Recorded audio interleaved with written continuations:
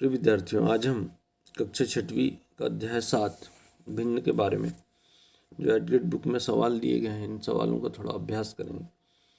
वह संख्या जो एक पूर्ण का भाग निरूपित करती है, यह पूर्ण एक अकेली वस्तु हो सकती है अथवा वस्तुओं का संग्रह या ग्रुप हो सकता है, वह संख्या कहलाती है। तो यदि हम गणित में पेज नंबर 146 पर देखें तो इस प्रकार की संख्याओं को हम भिन्न कहते हैं।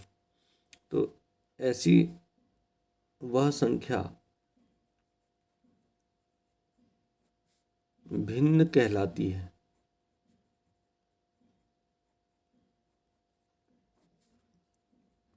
भिन्न में किसी वस्तु के भाग को दर्शाते हैं, या जैसे 2/5, इसका मतलब 5 भागों में से 2 भाग लिए गए।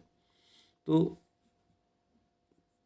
3/7 आदि, इस प्रकार से हम कोई भी संख्या जो भिन्न के रूप में हम इसको दर्शा सकते हैं।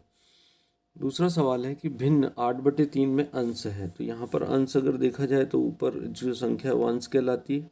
तो यहाँ अंश क्या हो जाएगा, 8 अंश है, और नीचे वाली संख्या हर कहलाती है।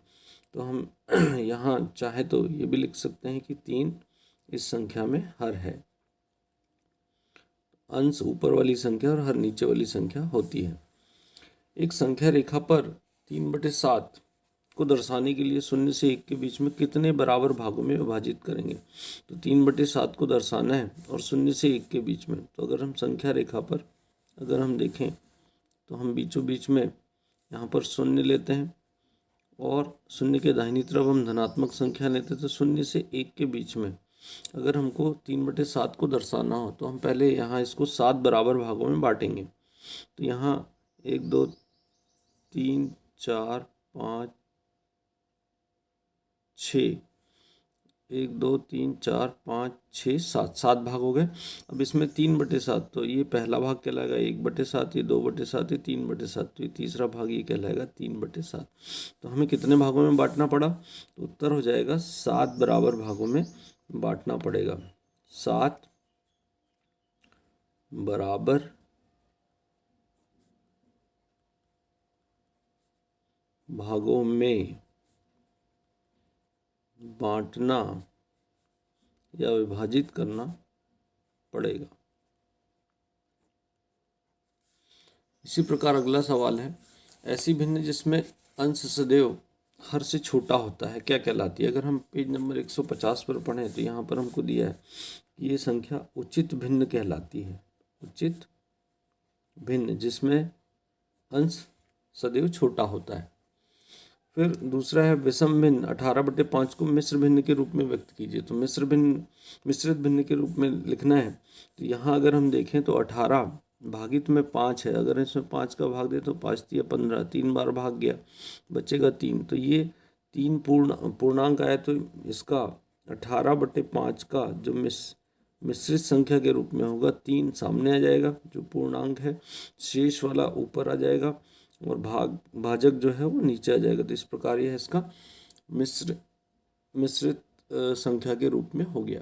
क्रमांक 5 के बाद में पूछा गया है कि 12/32 को सरलतम रूप में लिखना है कि जिसका अंश 3 हो। तो जब हमको यहाँ अंश को 3 के रूप में बदलना है, मतलब 4 में ऐसी कौन सी संख्या है, 12 में कौन सी ऐसी संख्या जिसका भाग देने पर 3 आएगा। तो हम पता है कि 4 × 12 होता है। तो मतलब हम इसको सरल करेंगे तो सरल करते समय हम 4 का भाग ऊपर भी देंगे, जितने का भाग ऊपर दे रहे हैं उतने का ही नीचे देंगे कि भिन्न का मान परिवर्तित ना हो। तो 4 का अगर 12 में भाग देंगे तो 3 आएगा, 4 × 12, और 4 का भाग 32 में जाएगा 8 बार। तो यहाँ इसका जो उत्तर होगा, ऐसी इसका जो तुल्य भिन्न बन जाएगा जिसका अंश 3 हो जाएगा। तो इसका सरलतम रूप ये हो जाएगा। अब अगला प्रश्न जो है कि 17/51 को सरलतम रूप में लिखे। तो सरलतम रूप में लिखना मतलब हम 17/51, तो यहाँ देखें कि इस ऊपर का जो अंश है तो ये 17 के पहाड़े में 51 आता है, मतलब इसको हम 17 से दोनों अंश और हर को 17 से भाग दे सकते हैं ऐसी। और जब भाग देंगे तो दोनों में समान संख्या होना चाहिए। तो 17 का ऊपर भी भाग दिया, 17 का नीचे 51 में भी भाग दे रहे हैं। तो 17 का भाग 17 में 1 बार जाएगा, और 17 तिया 51 होता है 3, तो यहाँ इसका सरलतम रूप जो होगा वह हो जाएगा 1/3। अब अगले सवाल में है वह भिन्न जिसका हर समान हो तो क्या कहलाती है। तो अगर हम पेज नंबर यहाँ 161, 62, 63 में अगर देखें तो जो आ वाला है इसका उत्तर यहाँ पर ये दिया है कि जिसका वह भिन्न जिसका हर समान हो वे समान भिन्न कहलाती है। तो वो भिन्न समान भिन्न कहलाती है।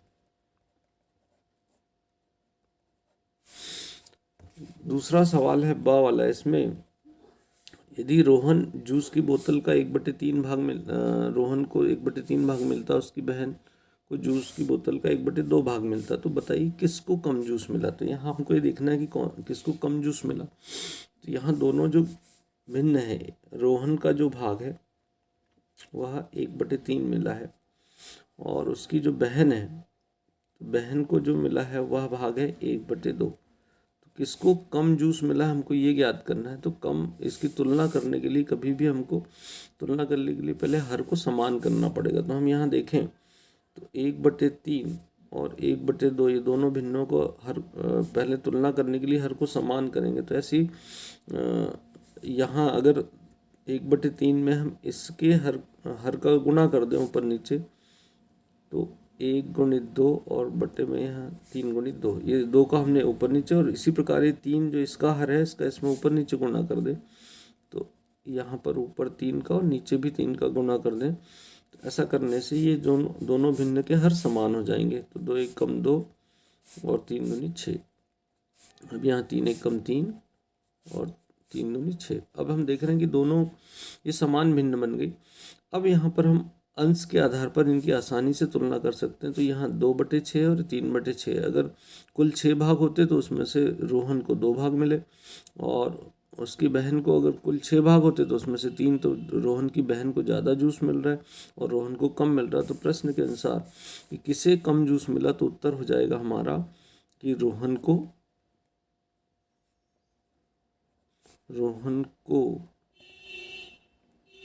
कम जूस मिला।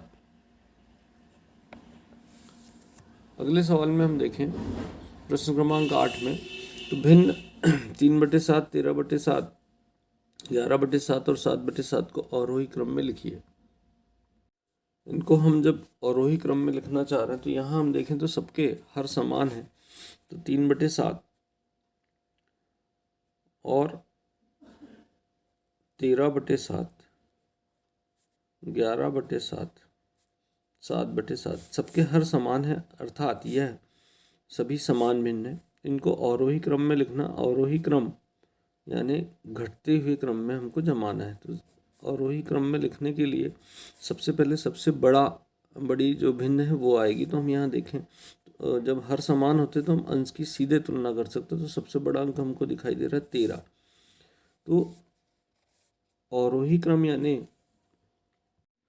तो सबसे पहले जो हमारे उत्तर में सबसे बड़ी संख्या जो है सबसे बड़ा भिन्न आ जाएगा 13/7।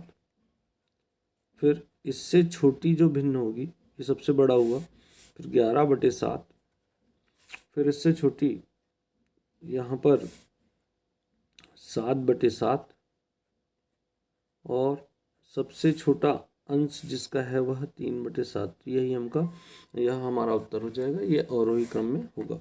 दूसरा सवाल है भिन्न 4/5 और 5/9 की तुलना उचित चिन्ह छोटा है या बड़ा है लगाकर कीजिए। तो यहाँ 4/5 और दूसरी संख्या 5/9, तो हम सबसे पहले तुलना करने के लिए जरूरी है कि हर समान होना चाहिए। तो हम यहाँ देख रहे हैं इसके हर समान नहीं, तो सबसे पहले हर समान करेंगे।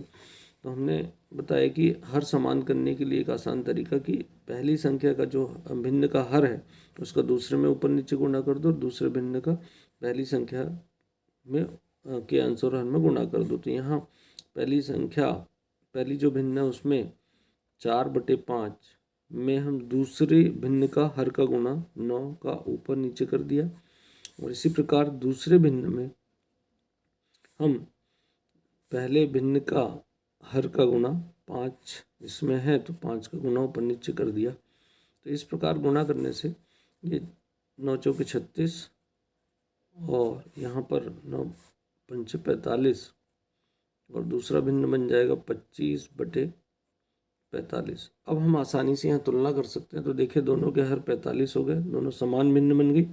अब इसमें कौन सी छोटी और कौन सी बड़ी? 36 और 25 में 25 छोटा होता है, मतलब 36 बड़ा है। तो अर्थात यहाँ पर जो दोनों के बीच में चिन्ह आएगा कि 36/45 ये बड़ा है 25/45 से।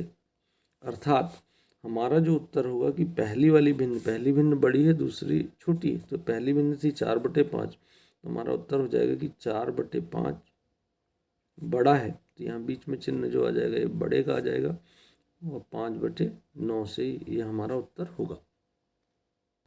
प्रश्न क्रमांक 9 में हम देखें 2/5 और 3/5 को आकृतियों की सहायता से जोड़िए। तो हमको इसको आकृति की सहायता से जोड़ने के लिए सबसे पहले 2/5 है, मतलब एक अगर हम कागज की 2 समान पट्टियां लें और जोड़ना है, मतलब धन का चिन्ह लगा दें और इनकी लंबाइयाँ समान होना चाहिए। इनमें हर देख रहे हैं हम 5 है, तो इसको 5 बराबर भागों में बांटेंगे, 1 2 3 4 और 5। इसको भी बराबर 5 भागों में, 1 2 3 4 5। ये 5 बराबर भागों में बांटने के बाद 2/5 है, मतलब इसका हमको 2 भाग को छायांकित करना है और दूसरी पट्टी के 3 भागों को छायांकित करना है। तो इसके अगर हम 2 भागों को छायांकित कर दें ये और इसके 3 भागों को कर दें, तो ये 1 2 और 3 भाग को हमने छायांकित किया। तो यहाँ जो कुल है, तो ये अब ये जो दोनों को जब हम जोड़ रहे हैं तो यहाँ 5 पट्टी तो वही है, उतने ही भाग है। तो इसमें 1 2 3 4 5, तो कुल कितने भाग छायांकित हो गए? तो यहाँ अगर हम देखें तो यहाँ 2 भाग हो गए थे, तो ये 2 भाग इसके हो गए और 3 भाग यहाँ पर हो गए थे, तो ये 3 भाग यहाँ पर छायांकित हो गए, मतलब ये पूरी पट्टी छायांकित हो गई। तो यही इन दोनों का जोड़, मतलब 2/5 और 3/5 का जोड़ क्या हो जाएगा? तो 2/5 धन 3/5 का जोड़ जो है वो 5/5, 5 में से पूरे 5 भाग छायांकित हो गए। इसी प्रकार हम अगले सवाल में देखें, निम्न आकृतियों को उचित चिन्ह के अनुसार छायांकित कीजिए। तो यहाँ चिन्ह, ये जो आकृति बनी है, इसमें पहली आकृति में हम देखें तो यहाँ 4 भागों में से, 4 बराबर भागों में से 2 भागों को छायांकित किया है। तो 4 इसके बराबर भागों में से पहली आकृति में और दूसरी आकृति में, दूसरी जो आकृति इसमें भी 4 बराबर भागों में से एक भाग को छायांकित किया है। तो यहाँ छायांकित भाग इसका, इसमें 2 है और इसमें 1 भाग छायांकित है। तो यहाँ धन का चिन्ह लगा है। जब इसको हम जोड़ेंगे तो हम देखें कि इसके 4 बराबर भागों में से कितने भाग छायांकित हो गए। तो यहाँ अगर देखा जाए तो 2 भाग यहाँ पर और 1 भाग यहाँ पर, तो इसके कुल 3 भाग छायांकित हो जाएंगे। तो मतलब इस पट्टी का 3 भाग छायांकित हो जाएगा। प्रश्न क्रमांक 10 के हमें देखें कि 1 सही 1/3 और 3 सही 2/3, इसको हल कीजिए। तो बीच में धन का चिन्ह लगा है, मतलब इसको हमको जोड़ना है। तो हम जब इसको जोड़ेंगे तो दोनों ये मिश्रित भिन्न है, तो इसको पहले हम उचित भिन्न में बदलेंगे। तो उचित भिन्न में बदलने के लिए हम क्या करेंगे? तो यहाँ पर 3 एकम 3 और 1 4, मतलब इसका उचित भिन्न बन जाएगा 4/3 और 3 तिया 9, 9 और 2 11, तो 11/3। अब हम देखें कि दोनों के हर यहाँ पर समान है। तो जब हर समान होते हैं तो ऐसी संख्याओं को हम आसानी से जोड़ सकते हैं। तो जब हर समान होंगे तो हम एक लाइन खींचकर जो हर है इसका लघुत्तम समापवर्ग भी कहलाता है, 3 आ जाएगा। और जब दोनों समान हो तो ऊपर की संख्याओं में कोई परिवर्तन नहीं होता। तो 4 धन 11, तो यहाँ लिख देंगे हम 4 धन 11, तो ये बराबर बन गया 15/3। और 3 का अगर हम इसमें भाग दे दें, 3 एकम 3, 3 5 15, तो बराबर 5। तो यहाँ उत्तर हो जाएगा इसका 5, उत्तर बराबर 5। इसी प्रकार हम बा वाले सवाल में देखें। बा वाले सवाल में 7/8 मीटर तार के 2 टुकड़े हो जाते हैं। इनमें से एक टुकड़ा 1/4 मीटर, तो दूसरे टुकड़े की लंबाई क्या होगी? तो यहाँ इसमें हम देखेंगे 7/8 मीटर है, तो टुकड़े की तार की लंबाई बराबर है 7/8 मीटर, और एक टुकड़े की लंबाई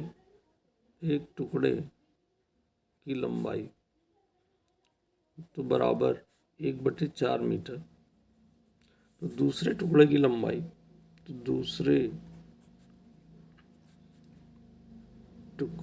लंबाई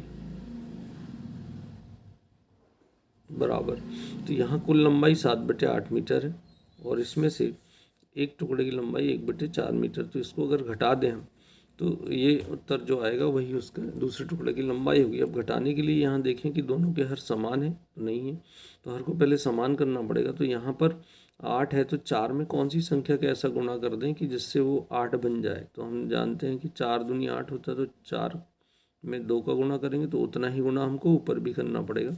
इस प्रकार गुणा करने से ये जो भिन्न है समान भिन्न बन जाएगी। तो 7/8 ऋण 2 एकम 2, 2/8। अब इसको हम इसमें से घटाएंगे, तो घटाने जब हर समान हो जाते हैं तो आसानी से हम यहाँ नीचे 8 लिख दें। 7 ऋण 2, तो बचेगा 5/8। तो उत्तर जो हो जाएगा कि दूसरे टुकड़े की